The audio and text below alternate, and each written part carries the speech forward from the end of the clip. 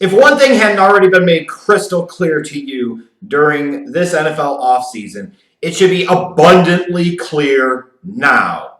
The Houston Texans, and no, let me rephrase that. Bill O'Brien botched, bungled, mismanaged, mangled everything involving the Jadeveon Clowney situation. Like, I can't even imagine the thought process behind giving a maybe just average NFL head coach full and complete autonomy over the 53-man roster. Like, what the hell did he even do as a head coach other than make the playoffs a couple of times and get fucking boat raced? To where you sat there and said, hey, you know what? We want him to win an internal power struggle with the general manager. We're going to give him personnel control. Like, who does that? How dumb do you have to be? Well, the Houston Texans have answered that question. And to the question of how in over his head is Bill O'Brien going to be splitting duties between being a head coach and being a general manager? Well, you found out, didn't you? Get this. Jadeveon Clowney, who the Houston Texans, foolishly, mind you, I will always stick to that, took number 1 overall in the 2014 draft, the number 1 overall pick, who had some injury troubles early in his career, then got to be a Pro Bowl level player. The same guy that they took number 1 overall in 2014, now in 2019, after letting him go for 5 years, playing out the entirety of his rookie contract, trying to then franchise tag him at a lower number because they were jerks like that, have now traded said Jadeveon Clowney, former number 1 overall pick in the draft, traded him to the Seattle Seahawks for a 3rd-round pick, Barkevious Mingo, and linebacker Jacob Martin. Let me get this straight.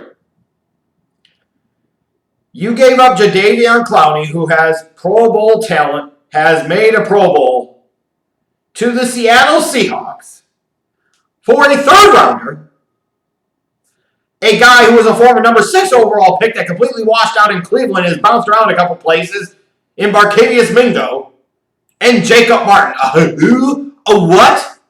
If this doesn't rank on the dumb dick deal list of the past decade, I don't know what the hell does. I had been asked on Twitter a couple of days ago if I wanted the Bears to get on the Jadeveon Clowney sweepstakes. I said no. They already got the better edge rusher from that 2014 draft in Khalil Mack. Oh, thank you very much. That said, now seeing how little the Seattle Seahawks actually had to give up for him to bring him in, I kind of wish the Bears would have thrown their hand into the freaking ring. This is insane. If you're the Seahawks, you had to do this deal. You have no choice. You're giving up so little value to where you say worst case scenario, you're bringing this guy in for 1 year, a contract year, playing on a franchise tender. See what he does. Or if you decide you want to extend him long term, great, that's fine too, because it's not like you had to give up the farm to freaking get him. And all the while, the Seahawks still have a backup plan here, because if Jadeveon Clowney ends up leaving in free agency and signing a big money deal, which is what you would assume he would do if the Seahawks don't give him a long-term extension, then the Seahawks down the road are likely going to get a 3rd-round pick in compensatory. So wait.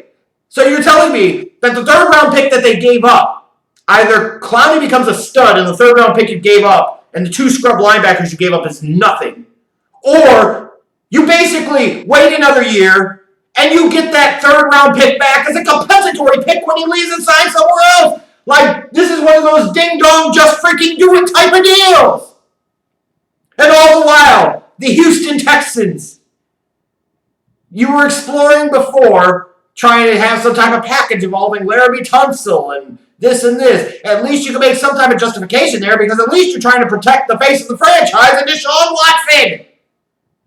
Now you sat there and traded away a big piece for 2 scrubs and a 3rd-round pick. Hello, I could have had Deshaun Watson. He got sacked over 60 times last year, and all the while, the Texans have done little to nothing to try and address the offensive line this offseason. And when they did, they spent a first-round pick on a kid from a small school who I think is going to have to play a guard initially because he's not cracking in a tackle. Deshaun Watson. Usually I don't like to offer up thoughts and prayers because they do nothing. But it is all I've got for you, sir, in this moment of crisis for you and your career. God bless you, and may God watch out over you, because you are going to need it. And you would think the Houston Texans, if you must get rid of Jadeveon Clowney, if you must, because you have so badly mangled this on so many different levels over the past year plus, then at least try to get something. Offensive tackle help, running back help, something that's actually going to help your young franchise quarterback, and you did none of that, you stupid idiots! You just saw Andrew Luck retire in your own damn division in large part due to the incompetency of a general manager by failing to put an offensive line in front of Andrew Luck to protect him, and then when the Colts finally got that in 2018, it was too late. He was already 1 foot out the damn door. I think Deshaun Watson loves the game a little bit more, but how much longer is he going to love getting killed behind a crappy offensive line? Which brings us to Bill O'Brien. Seriously, how the hell does Bill O'Brien still have a job? Like, as soon as he's proposing this trade to get this little in return, after mangling this situation so bad with Clowney, he should have been immediately fired by Texans ownership, and this trade should not have been allowed to be consummated. But they double down and they jive in. It's like Bill O'Brien has a picture of the freaking Texans ownership group having group orgy sex with freaking goats or something.